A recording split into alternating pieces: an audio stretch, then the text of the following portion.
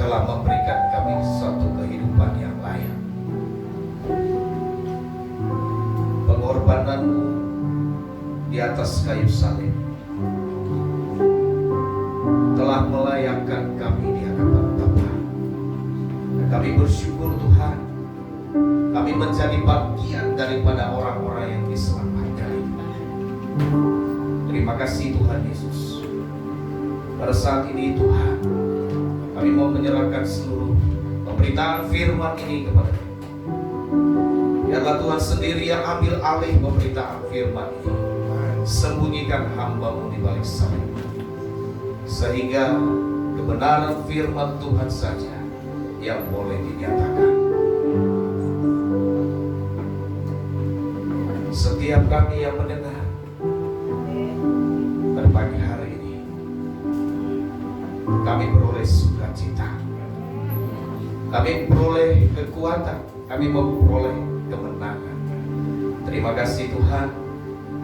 Semua kami yang ada pada saat ini, Engkau Allah yang memberkati. Segala hal yang ingin mengalihkan perhatian kami dari kebenaran firman Tuhan, kami sepakat, kami tolak, kami usir di dalam nama Yesus. Dan kami hanya izinkan Roh Kudus Tuhan berkuasa atas tempat ini dan memenuhi ruangan ini, bahkan memenuhi setiap ruangan hati kami. Terima kasih Bapa di surga, ini doa kami. Terpujilah nama Tuhan. Di dalam nama Yesus kami sudah berdoa. Kita yang percaya sama-sama katakan amin. Amin. Bagi nama Tuhan, saudara yang terkasih, silakan duduk. Ya. Shalom. Shalom. Sekali lagi shalom. Shalom. Apa kabar? Puji Tuhan, luar biasa, kabar baik. Yes, yes, yes. Puji Tuhan, luar biasa, kabar baik. Yes. Kita belum serentak. Boleh serentak, boleh ya? Boleh ya. Shalom. Shalom. Apa kabarnya? Puji Tuhan, luar biasa, kabar baik. Yes, yes, yes.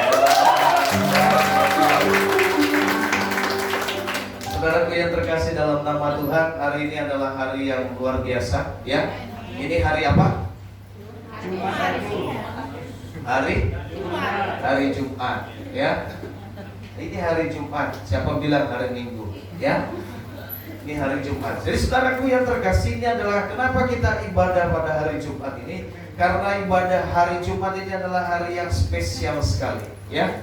Spesial kenapa? Karena 2000 tahun yang lalu udah lebih, ya. 2000 tahun, 2000 lebih, ya, 2500 tahun mungkin, ya. 2020 tahun yang lalu, ya.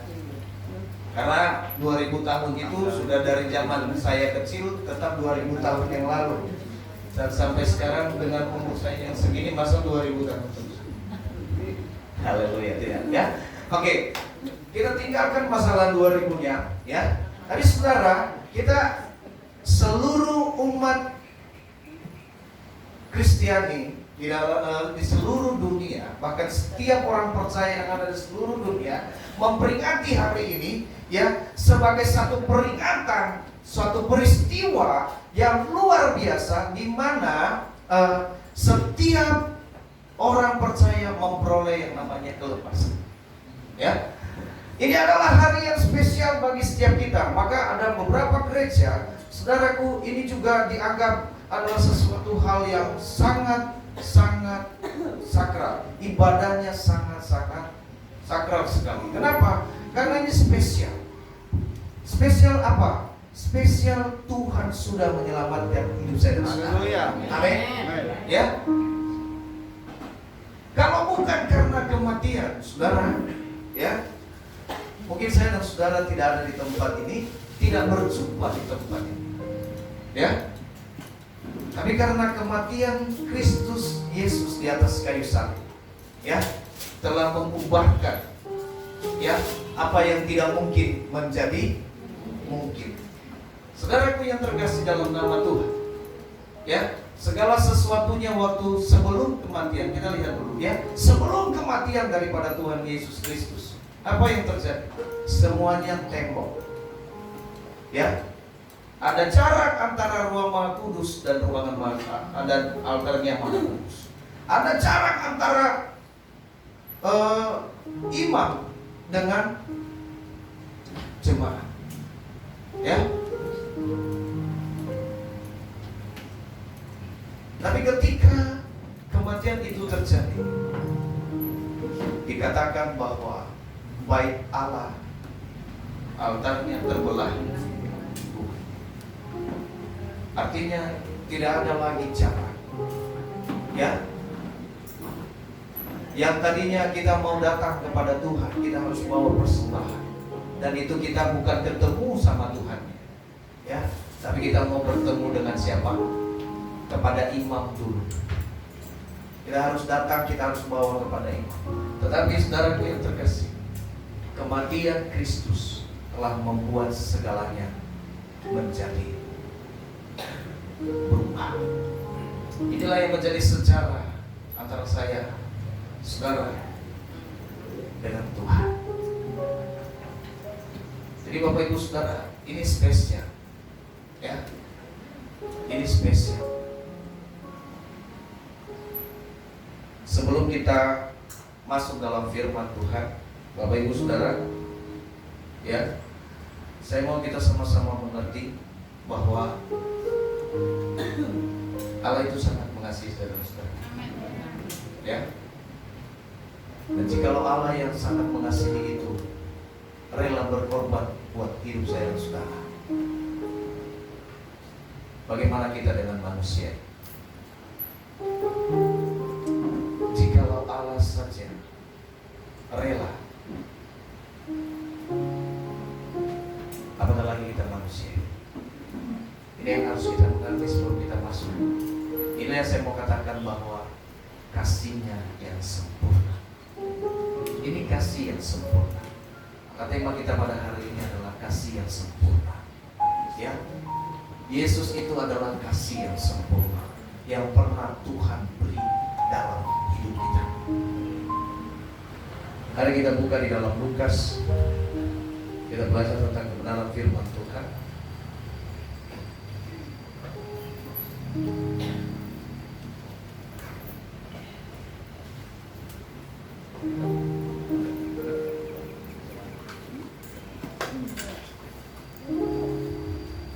Baik, saudaraku yang terkasih, kita baca dalam Lukas 23 ayat 33 sampai 43.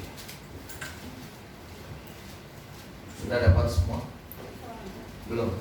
Saya tunggu. Lukas pasal 23 ayat 33 sampai dengan ayatnya yang ke-43. Jadi hari ini kita baca 333. Ya. Baik, sudah dapat? Saya baca ayat yang 33, saudara baca ayat 34. Yesus disalib. Demikianlah firman Tuhan. Ketika mereka sampai di tempat yang bernama Tengkorak, mereka menyalibkan Yesus di situ dan juga kedua orang penjahat itu, yang seorang di sebelah kanannya dan yang lain di sebelah kirinya.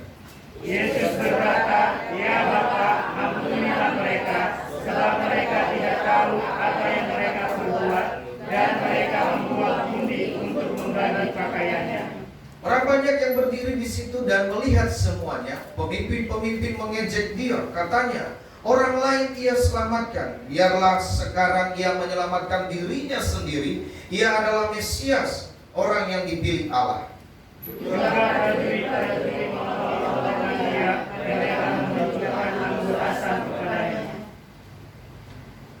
Dan berkata, "Jika engkau adalah raja orang Yahudi, selamatkanlah dirimu." Ada juga tulisan di atas kepalanya, "Inilah raja orang Yahudi." Seorang dari penjahat yang digantung itu menghujat dia, katanya, "Bukankah engkau adalah Kristus? Selamatkanlah dirimu dan kami." Tetapi yang seorang menegur dia, katanya, "Tidakkah engkau aku juga?"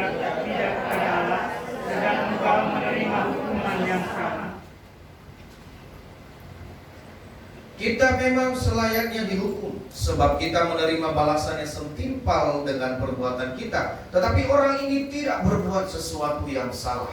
Lalu ia berkata, Yesus, inilah akan aku apabila Engkau datang sebagai Raja. Kata Yesus kepadanya, Aku berkata kepadamu, sesungguhnya hari ini juga engkau akan ada bersama-sama dengan aku di dalam Firdaus. Amin. Ada amin. Amin. Nah, saudaraku yang terkasih dalam nama Tuhan, ya, ini satu di dalam kisah Lukas pasal 23 ini mengisahkan satu tentang perjalanan akhir daripada kehidupan Kristus, yaitu sampai kepada kematiannya di atas kayu salib. Kisah ini memaparkan 3 aspek dari penderitaan yang Yesus derita, yang Yesus alami. Ya, tidak ada manusia yang mampu mengalami hal seperti yang dialami oleh Yesus Kristus. Ya, saudara, tidak ada. Ya, tidak ada manusia sebelumnya dan sesudahnya pun, ya, seperti dialami oleh Kristus Yesus. Ya, yang pertama, saudara, apa aspek itu? Aspek itu yang pertama adalah ia menanggung penderitaan secara fisik. Ya, secara fisik, saudara, ia menanggung penderitaan itu. Kita lihat bagaimana ia dipukul, bagaimana ia dicaci, bagaimana mahkota duri itu diberi kepadanya. Ya, bagaimana ia ditolak, bagaimana ia jatuh dan segala macam. Ini adalah penderitaan fisik yang harus ia terima. Bagaimana kalau misalnya saya dan saudara mengalami hal ini? Ya, aspek yang kedua kita lihat apa yang dialami oleh Yesus ini, saudara. Ya, tidak ada manusia yang seperti ini, hal seperti ini yang mengalaminya. Yang kedua adalah penderitaan karena penolakan. Penolakan, saudara. Penolakan bukan karena orang-orang yang membenci dia, tetapi penolakan karena orang-orang yang selama ini ikut dia. Ini, saudaraku yang terkasih dalam nama Tuhan, secara mental Yesus sangat terpukul. Dan tidak hanya dipukul dari luar, tapi pikirannya juga dipukul. Mentalnya hancur.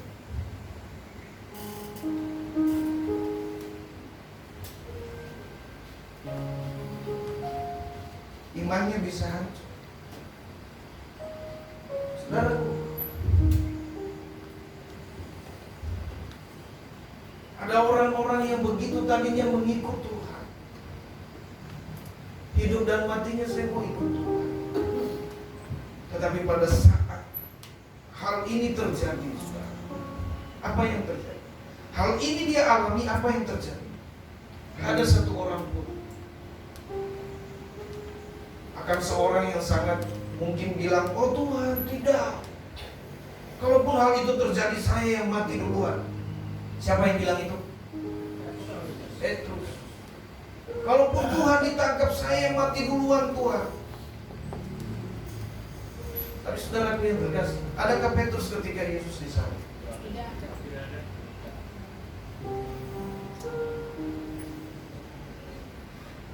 Bapak Ibu saudaraku yang terkasih, hal yang paling buruk yang paling dialami oleh Tuhan, sangat terpukul. Orang yang selama ini bersama-sama dengan dia mengkhianati dia, menjualnya.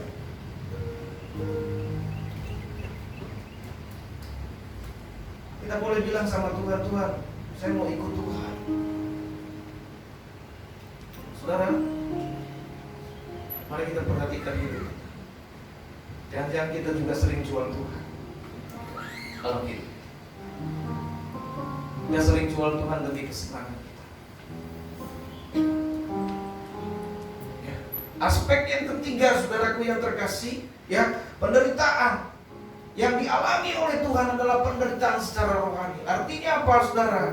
Ketika ia alami kematian ini, ia berkata seolah-olah Tuhan itu jauh daripada. Ia yang selama ini mungkin berdoa, yang selama ini dekat, yang selama ini mengaku aku dan Bapa adalah satu. Tapi di dalam kisah ini, ketika Yesus disalib, seolah-olah, ya, apa dia katakan? Sampai dia berkata, Eli Eli lama sabachthani. Allah, ngapa engkau meninggalkan aku?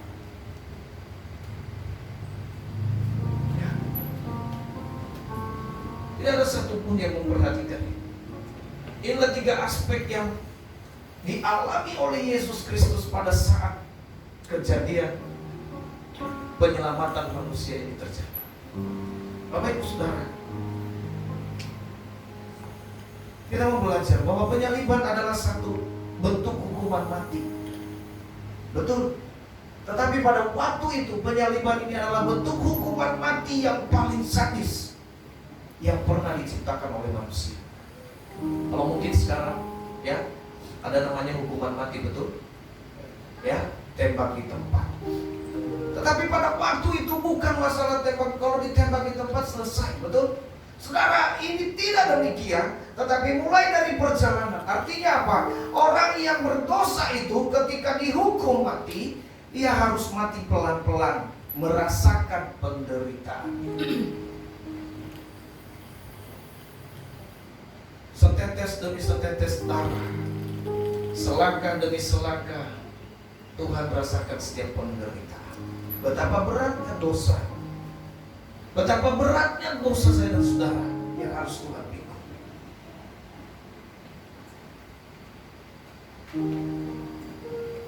Bapak Ibu Saudaraku yang terkasih dalam nama Tuhan, ya, ini membuat satu orang yang menerima hukuman itu harus menderita pelan-pelan, lalu kemudian mati. Ya, berbagai penyiksaan kita lihat sebelumnya. Ya, namun kita lihat, saudara, itu yang saya katakan tadi, tidak cukup hanya penderitaan fisik yang dia alami, tetapi ia harus menerima yang namanya penderitaan mental. Mentalnya harus menderita, mentalnya dihancurkan. Ya, ketika orang berkata, oh orang lain dia selamatkan, biarkanlah ia menyelamatkan dirinya sendiri. Dia kan hebat. Apa nggak terpukul, saudara?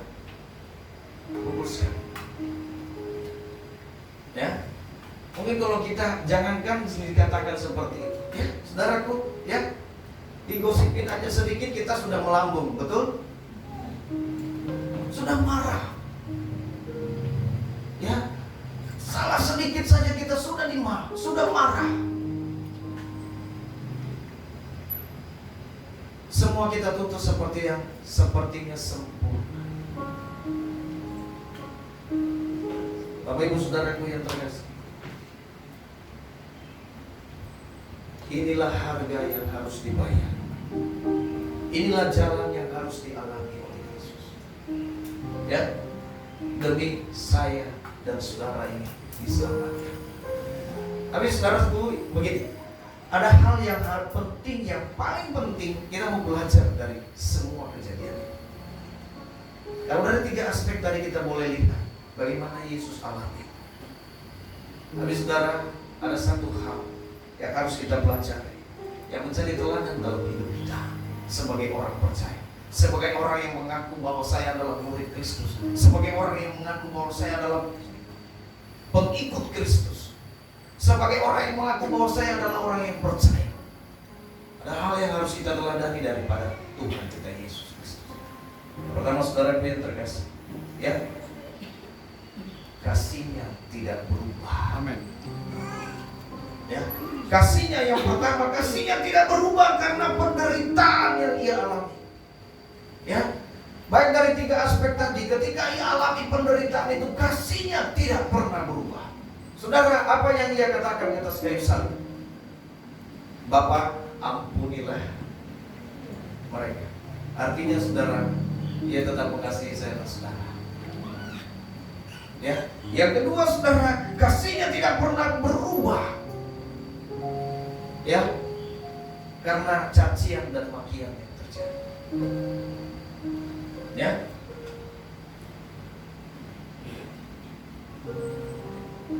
dan yang ketiga, kasihnya tidak pernah berubah meskipun dia harus menanggung kematian.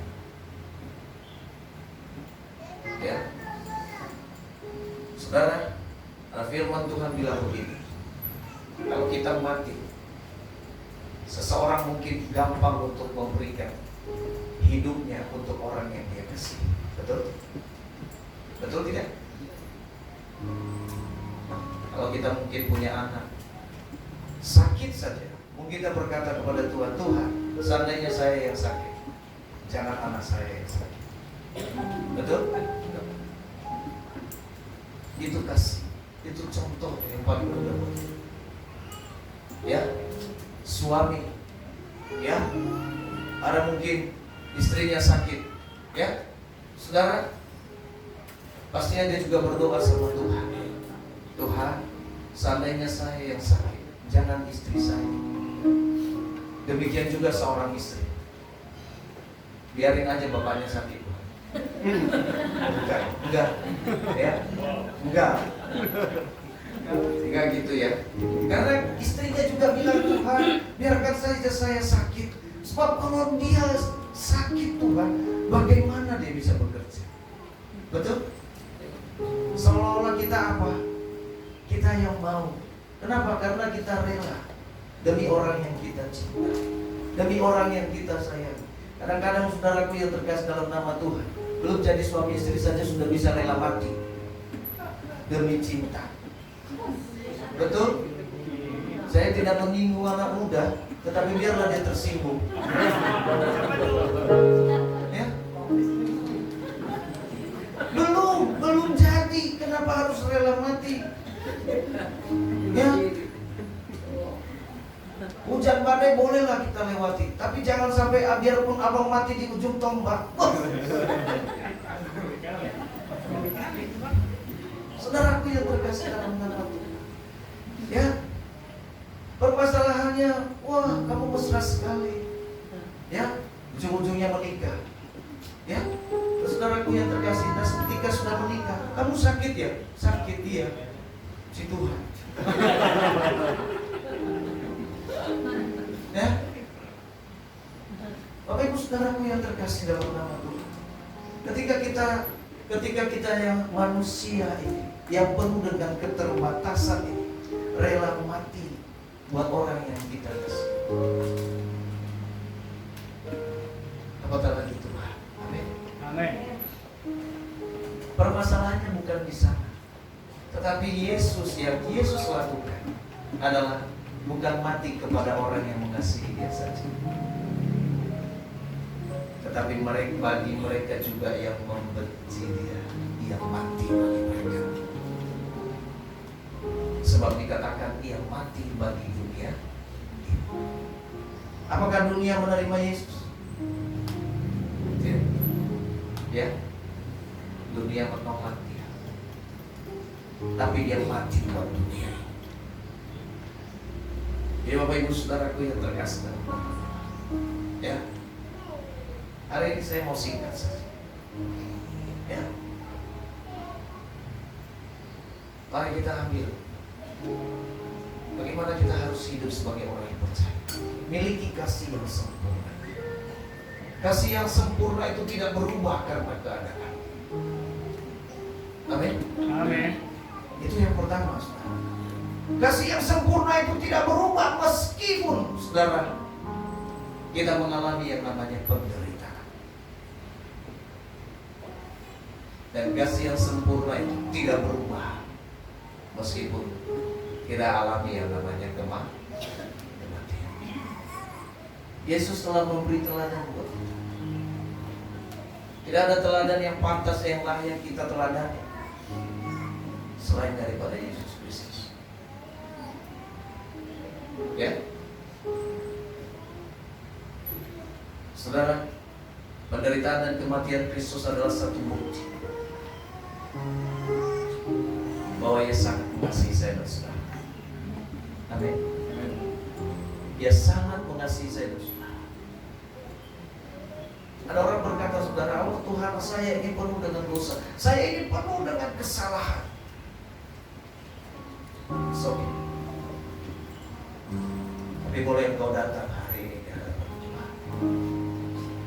Engkau boleh berkata kepada Tuhan, Tuhan ampuni ya. Aku menyadari bahwa Tuhan ternyata telah memikul setiap dosa yang telah saya. Dia telah memikul segala kekurangan saya dan saudara.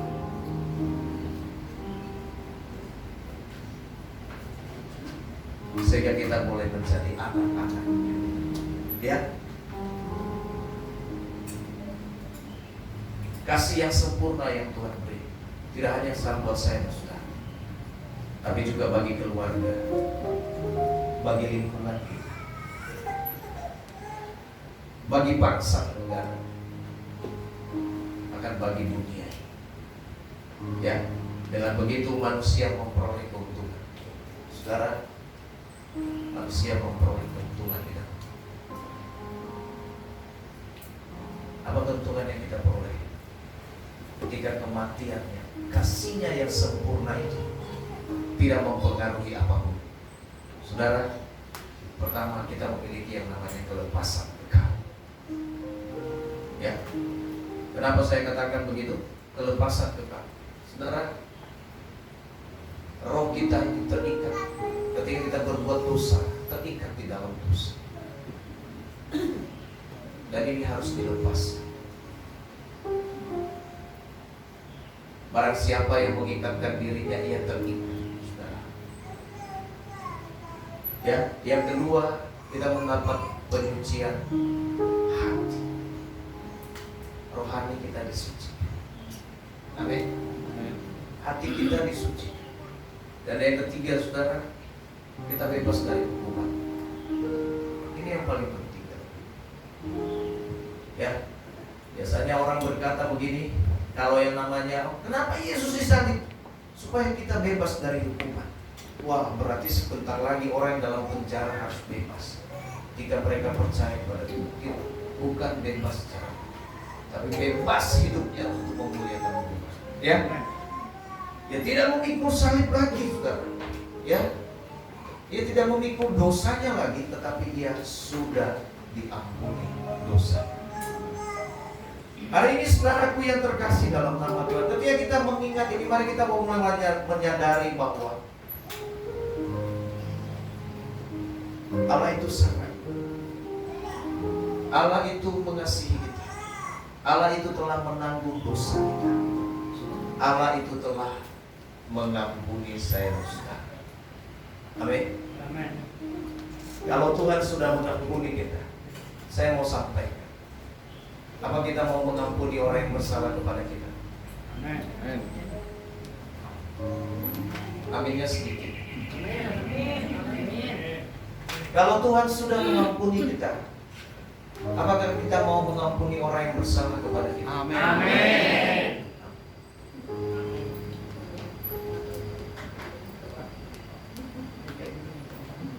Kalau Tuhan sudah mengampuni, kalau Tuhan sudah melupakan setiap kesalahan, apakah kita juga mau melupakan setiap kesalahan orang yang bersalah kepada kita? Amin. Oh, bohong. Bohong. Ya, saudara yang terkasih dalam Tuhan. Ya, Tuhan telah melupakan dengan sempurna.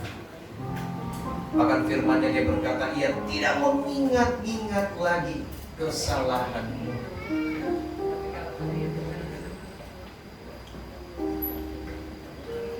Kenapa Tuhan tidak mau mengingat? Karena dia tidak juga mau mengingat akan dosa. Oleh sebab itu, saudaraku yang terkasih, mari kita setiap orang yang percaya,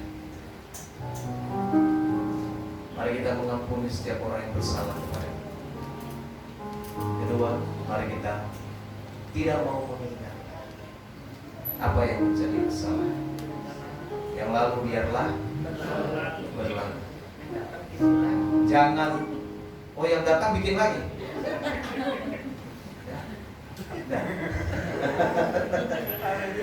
Haleluya, saudara yang terkasih dalam nama Tuhan. Ya, jadi penderitaan Kristus secara aktual membawa pembebasan buat kita. Ya, pertama membawa pembebasan, membawa pembersihan, membawa penyucian, membawa penghapusan dosa, membawa perdamaian, hidup kekal, dan kewargaan negara surgawi bagi kita orang-orang yang menerima Dia sebagai Tuhan dan Juru Selamat. Amin. Bapak Ibu Saudara, ya, Kalau kita selama ini Yesus yang begitu gigih, Yesus yang begitu setia, Yesus yang begitu bersemangat untuk menyelamatkan saya dan saudara, bagaimana kita menyambut keselamatan itu?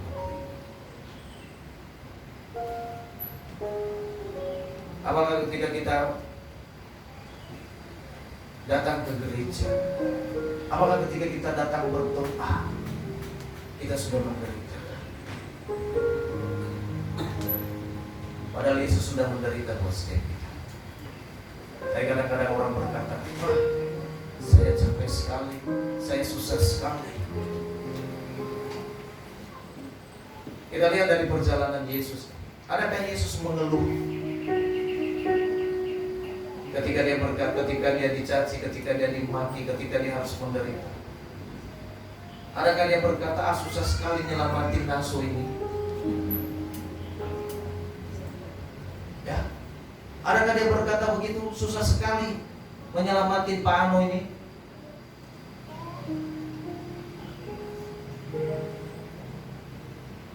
Adakah dia berkata bahwa susah sekali menyelamatin Pak Ongli? Susah sekali menyelamatin Daniel, susah sekali menyelamatin Pak Eko. Adakah Yesus berkata demikian?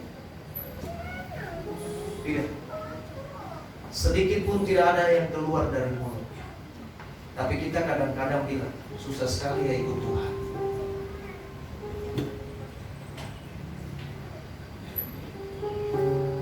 Susah sekali ya, saya mau pergi ke gereja susah.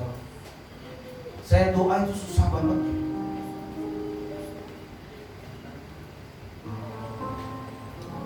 Padahal Tuhan gak pernah bilang susah. Amin. Tuhan bahkan mungkin tidak hanya Dia bahkan rela menanggung malu buat kita. Tapi adakah kita rela malu buat Tuhan? Kadang-kadang kita dikasih tahu, dilihat, ya, sebagai orang percaya aja diam-diam. Betul? Ya. Kalau kita misalnya dulu cirikas kita bawa Alkitab, orang percaya dulu itu kalau datang ke gereja bawa Alkitab, betul? Ya. Kesini-sininya Alkitabnya mulai dimasukin di mana? Ya. Puji Tuhan, hari ini simple, ada HP. Semakin gak kelihatan kita sebagai orang. Kalau dulu kita masih pegang-pegang, dia orang Kristen. Jalan kaki ke gereja, bawa Alkitab, dia orang Kristen.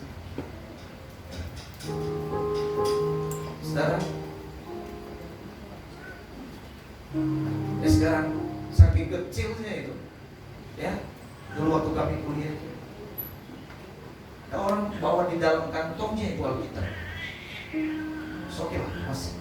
Tapi saudaraku, hari-hari ini identitas kita sudah mulai hilang. Tuhan mau ingatkan balik buat kita bahwa identitas ini sangat penting. Saya dan saudara adalah anak Tuhan, betul? Siapa yang bukan anak Tuhan di sini? Tidak ada. Siapa anak Tuhan di sini? Wow, semua. Ada yang angkat tangan? Wah, anak siapa?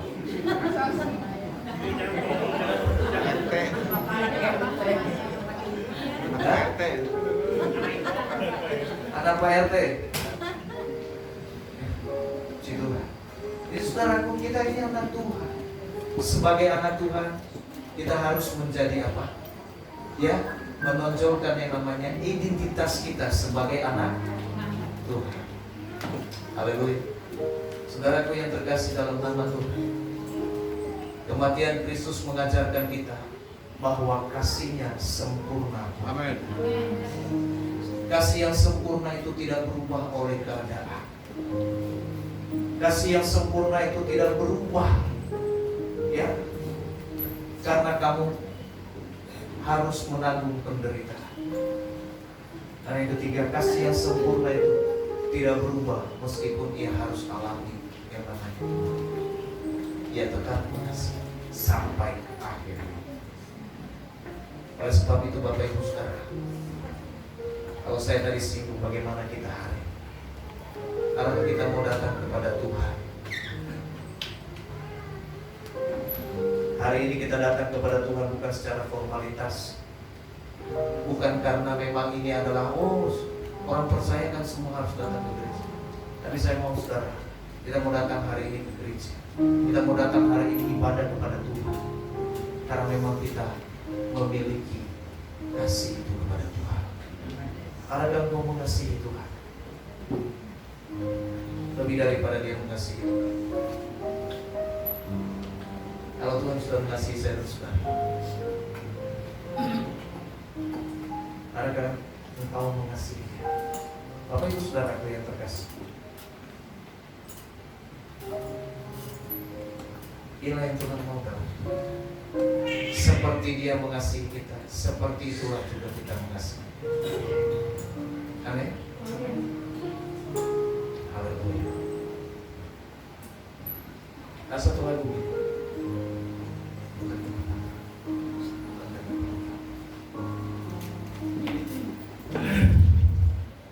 Bukan dengan barang fana kau menebus diriku, dengan darah yang mahal. Boleh ditampilkan. Tiada noda dan celah, Bukan dengan emas perak kau menebus diriku. Amin.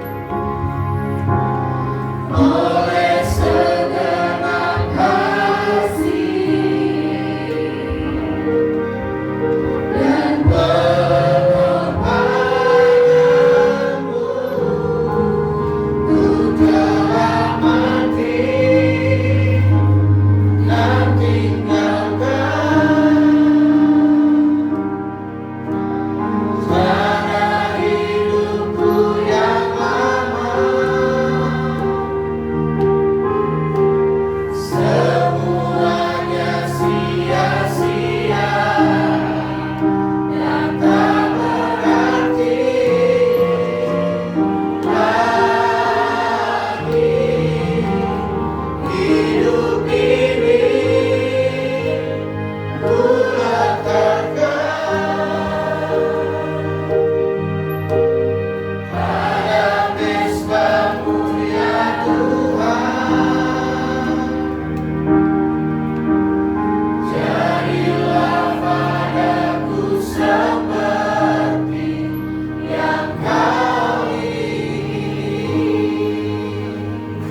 Saudaraku yang terkasih dalam nama, jadilah seperti apa yang Tuhan inginkan.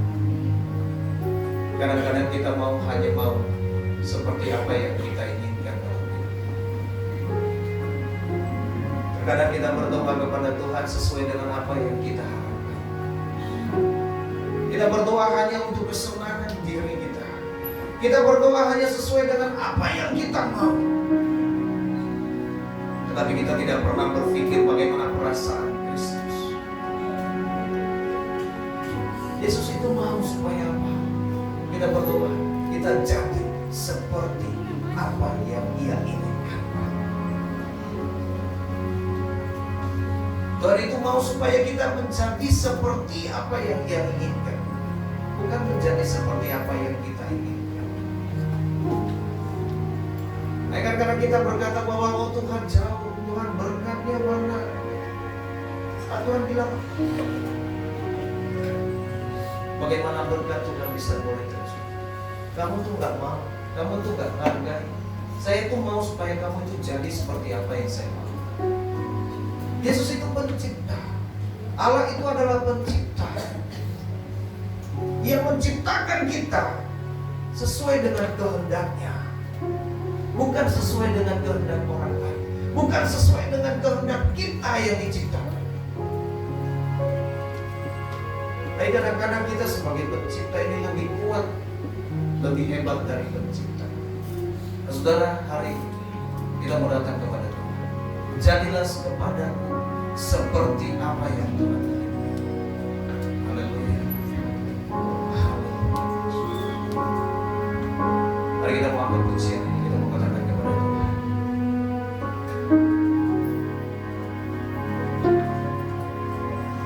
Bukan dengan barang fana, amin, kau menebus diriku,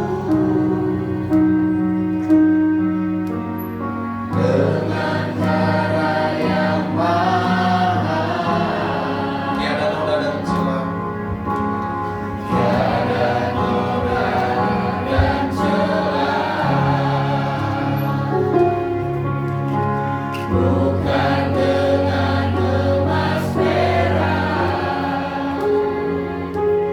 kau menebus diriku, oleh segenap kasih dan pengorbananmu. Ku telah mati dan tinggalkan cara hidupku yang lama. Semuanya sia-sia dan tak berarti lagi. Hidup ini ku letakkan pada mesra-Mu ya Tuhan. Jadilah padaku seperti yang Kau ingin. Bapak Ibu Saudara, saya berharap semua boleh, pelayan-pelayan boleh maju di depan. Tidak ada kecuali, semua pelayan.